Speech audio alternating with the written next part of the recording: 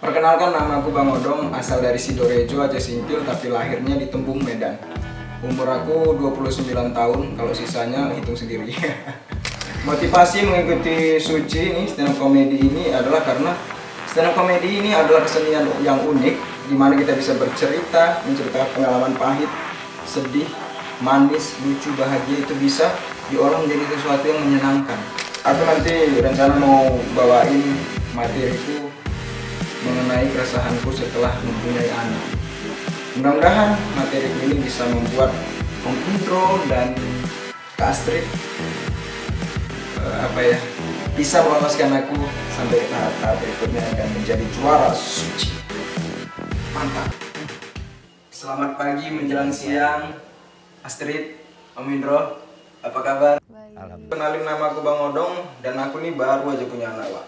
Yang jadi masalah terbesarnya adalah ketika punya anak dan kita bingung mau buat nama anak kita itu apa. Karena kami tuh nggak pengen nama anak kami itu terkesan asal-asal. Misalnya kayak nama orang-orang di dekat rumah kami. Ada namanya Wak Lembu, padahal lebih mirip tapir. Ada namanya Wak Minggu, padahal lahirnya hari Senin. Ada namanya Wak Kliwon, padahal brojolnya pahing. Ada namanya Wak Bangun, padahal kerjanya tidur. Kan aneh-aneh kali ya kan? Saking bingungnya aku mau buat nama anakku itu apa, kebingunganku itu terlihat sama kawanku. Dia ngelihat aku bingung, terus dia ngasih saran. Udahlah, Wak, nggak usah bingung-bingung. Kalau mau ngasih nama anak, yang mudahnya, coba sesuaiin dengan bulan lahirnya aja. Kalau misalnya dia lahir Januari, buat namanya Jani. Kalau dia lahir bulan Februari, berarti namanya Feby. Tapi kalau dia lahir di bulan Maret, namanya Mary. Mantap, tapi gue pikir-pikir, iya kalau lahirnya Januari, Februari, buat nama anaknya enak. Anakku lahirnya bulan tua, Wak. Mau buat nama anakku apa? Kepepet, kan gak mungkin. Gila aja, aneh-aneh dia memang, ya kan. Pak, akhirnya, udahlah aku serahkan aja sama istriku. Aku bilang kan, udahlah dek, abang nyerah. Kalau mau adik buat aja lah nama anak kita apa. Selang beberapa hari, dia nemu. Dia dapat nama anak kami. Cantik pula namanya. Namanya Suhaila. Wih, keren kali dek namanya. Suhaila.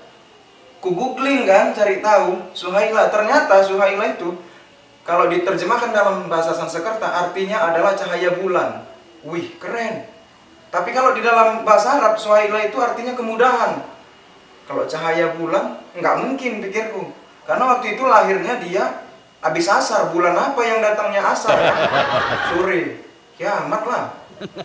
Kalau dalam bahasa Arab artinya kemudahan. Flashback lagi nih ke belakang kan. Pas mau lahir kemarin nih dalam kandungan, anakku beratnya 4,3 kilo.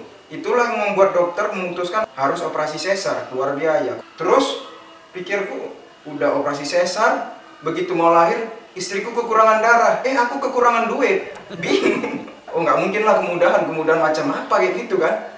Jadi aku memutuskan untuk menanyakan dia, apa sebenarnya arti Suhaila itu. Jadi dek, nama anak kita itu Suhaila artinya apa? Jadi bang, Suhaila itu artinya sebenarnya nggak ada. Yuk, buat nama anak nggak ada artinya kayak mana? Suhaila itu bang ada kepanjangannya. Su, gue bilang. Oh enggak bang, macam Cing Abdel aja. Enggak kayak gitu. Suhaila itu kepanjangannya suara hati istri 8. Maksudnya, iya, anak kita itu lahir waktu ada sinetron Suara Hati Istri. Jadi Suara Hati Istri 8 itu maksudnya itu Suara Hati Istri season 8. Di situ anak kami lahir, kan kimbe kali. Setelah anak kami lahir, kesusahan demi kesusahan itu datang bertubi-tubi, Wak. Uang habis, karena waktu itu operasi kan, kontrakan mau dibayar, YouTube belum jalan, jualan nggak bisa karena baru lahiran. Pening, pening. Akhirnya kalau kita udah pening di titik terendah, kita cuma bisa ngedumel, ya kan, ngeluh-ngeluh nggak jelas gitu. Aku ngomong sendiri, ya Allah, susah kali lah hidup kami ini setelah anak kami lahir. Ternyata nggak sadar, di samping ada mamaku yang dengar itu, dia marah. Dia bilang, astagfirullah nak, nggak boleh ngomong kayak gitu nak, katanya. Anak itulah yang bawa rezeki nak. Betul, anak itu bawa rezeki. Masalahnya dibawa kemana rezeki kami sama anak kami itu? Kok seret kali jadinya? Udahlah rezeki seret, tambah lagi anak kami itu rewel. Anak rewel, tetangga ngomel, nggak suka. Dia bilang, aduh, anak kalian rewel kayak gitu, bawa kenapa sih ke orang pintar? Ya kami nggak ngerti sama yang kayak gitu-gitu kan. Nggak pernah lah ke tempat orang pintar kayak gitu. Akhirnya karena tetangga juga udah ngerasa nggak nyaman, kami bawa lah ke orang pintar. Begitu dibawa, bukannya dikasih obat, malah dikasih rumus Pitagoras. Rupanya kami salah bawa, kami bawa ke orang pintar di bidang matematika, Wak. Ya namanya nggak ngerti kan? Karena udah salah, akhirnya kami minta tolong lah sama tetangga yang ngerti tadi masalah orang pintar. Kami bilang, ya udahlah, Wak, tak tolonglah kami nggak ngerti nih orang pintar, nanti salah lagi kan. Akhirnya minta tolong, dibawa dia lah tempat orang pintar yang bernama Tok Alim. Assalamualaikum, salam, Tok Alim, tak tolong lah nih Tok Alim. Ngapa ini katanya? Oh ini anak kami nangis-nangis aja Tok Alim. Oh bentar lah, Tok tengok dulu lah ya katanya. Tengok kan Tok Alim, tengoknya, pegang-pegangnya, badannya, keningnya. Diambilnya sirih, dikunyahkannya, kunyahnya, semburkan ya, wih ke anak kami. Bukannya diam, anak kami malah makin nangis menjadi-jadi. Wih, pikirku ini anak kami yang kesetanan, apa Tok Alim ini yang napasnya bau siluman ya kan? Makin takut aku, menjerit-jerit tekiar-kiar anak kami. Waduh, nggak betul ini, nggak betul. Bawa pulang dulu lah, izin lah itu. Oh iyalah, maaf lah, ini Atuk ini orang pintar, bukan orang sabar. Anak kalian ini banyak kali tingkahnya rewel. Ini cocoknya bukan ke orang pintar, cocoknya ke orang sabar. Atuk tak sabar katanya. Waduh, cimbek kali. Terakhir kami bawa pulang. Bawa pulang, udah pening, kayak mana-mana kan. Udah pening, akhirnya mertua lah ngasih solusi. Jadi setahu ibu, kalau udah nggak bisa, anak-anak udah nangis kali kayak gini, biasanya caranya itu titipkan aja ke orang, paling tidak sehari. Kalau sehari dititipkan sama orang, biasanya itu besoknya balik ke kita nggak nangis lagi. Di sana pun belum tentu nangis itu, karena udah bingung kali. Kami titipkan sama orang anak kami itu, anak kami titip. Begitu pas jemput rupanya betul. Kami tengok anak kami nggak nangis, yang menjaga, yang menangis. Aku yang abang makasih. Kamu nguasain betul apa itu stand up comedy, oke? Kamu harus lebih sensitif terhadap di mana harus ketawa. Karena gini, humor itu serius. Begitu 2 menit nggak ketawa, orang ngobrol sendiri. Ditinggal kamu.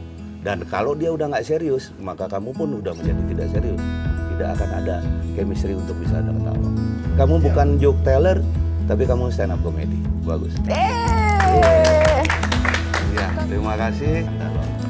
Ini buat kamu nih. Ya, makasih. Tadi gua ngeliat street, intro, ngakak juga, kru ngakak juga.